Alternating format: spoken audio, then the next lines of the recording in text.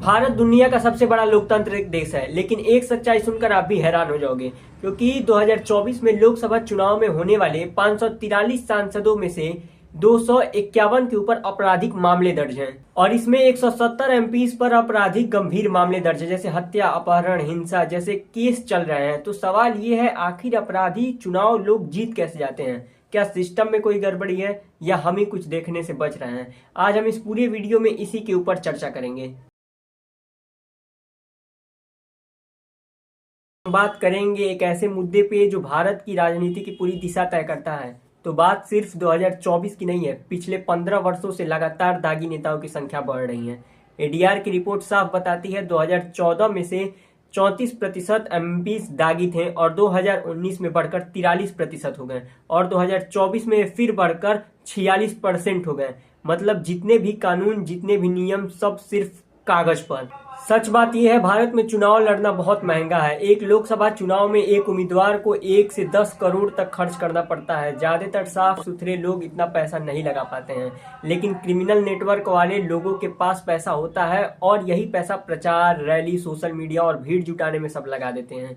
एक गरीब उम्मीदवार 10 पोस्टर लगवाता है और एक दागी उम्मीदवार 1000 पोस्टर, 10 जीप और 5 रैलियां एक दिन में कर सकता है। कई इलाकों में वोट दिमाग से नहीं, डर से पड़ते हैं। जिन क्षेत्रों पर अपराधी पृष्ठभूमि वाले नेता खड़े होते हैं, वहां उन पर लोकल स्ट्रांगमैन होने का टैग लगता है।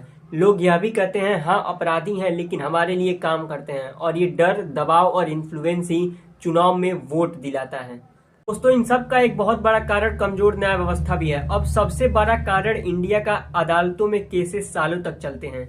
एक कैंडिडेट के खिलाफ 10 केस हों तो भी वह इजीली चुनाव लड़ सकता है, क्योंकि हमारे कानून में लिखा है जब तक सजा ना हो कोई चुनाव नहीं रोका जा सकता। और सजा कई केसों 10-15 साल लग जाते हैं। तब तक तो वो आदमी 2 बार चुनाव जीतकर मुख्यमंत्री या एमपी बन चुका होता है और उस सीट पर पूरी तरह से अपने कंट्रोल में चुका होता है। यहाँ पर एक और टॉपिक निकल कर आता है कि गरीब वोटर की मजबूरी। भारत में कई गरीब क्षेत्रों में लोग विकास, सड़क, स्कूल, बिजली, इन चीजों के लिए सालों तक इंतजार करते हैं। अपराधी नेता जबरदस्ती नहीं, कई बार मदद देकर वोट भी खरीदते हैं। किसी को इलाज का पैसा चाहिए तो किसी को शादी कराने का पैसा चाहिए, किसी को गुंडों से सुरक्षा चाहिए। तो लोग यह भी कहते हैं, हाँ ये गलत है लेकिन ये हमारे लिए काम करता है। इसका हम एग्जाम्पल बिहार इलेक्शन से भी समझ सकते हैं। ना कोई ज्यादा रैली, ना कोई ज्यादा प्रचार, लेकिन आखिरी में चुनाव के केवल 2 से 3 दिन पहले 10,000 रुपए देकर वोटर खरीदे गए थे। भारत में कई बार वोट कैरेक्टर पर नहीं, कास्ट पर पड़ता है। मतलब ये हमारा आदमी है चाहे कैसा भी हो। और यही कास्ट आइडेंटिटी दागी उम्मीदवारों को वोट बैंक देती है, चाहे वो कैसे भी बैकग्राउंड का हो, कुछ भी कर रहा हो। जब पहचान सबसे बड़ा इशू बन जाता है तो कैरेक्टर पर नहीं, कास्ट पर वोट दिया जाता है। अब इस 4.5 मिनट के वीडियो का सबसे बड़ा टॉपिक लीजिए, पॉलिटिकल पार्टीज का लालच। अब आखिरी और सबसे बड़ा कारण, राजनीतिक पार्टियां खुद ऐसे उम्मीदवार को टिकट देती हैं। क्यों? क्योंकि उन्हें पता है यह आदमी पैसा लगाएगा, प्लस जीतेगा, प्लस सीट लाएगा, बस बात खत्म। पार्टीज को जीत चाहिए, चाहे कैंडिडेट का पास्ट कैसा भी हो, चाहे कैंडिडेट कितना भी केसेस से क्यों ना जूझ रहा हो।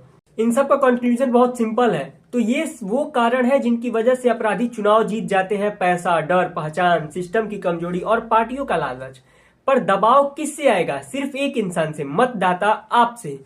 अगर हम वोट देते समय कास्ट, फ्री गिफ्ट पर पैसा, आइडेंटिटी नहीं बल्कि कैरेक्टर और वर्क रिकॉर्ड देखें, तो अपराधियों की जगह साफ सुथरे लोग चुनाव आएंगे, वरना अलग इलेक्शन भी यही कहानी दोहराएगी। जी हाँ दोस्तों, नमस्कार।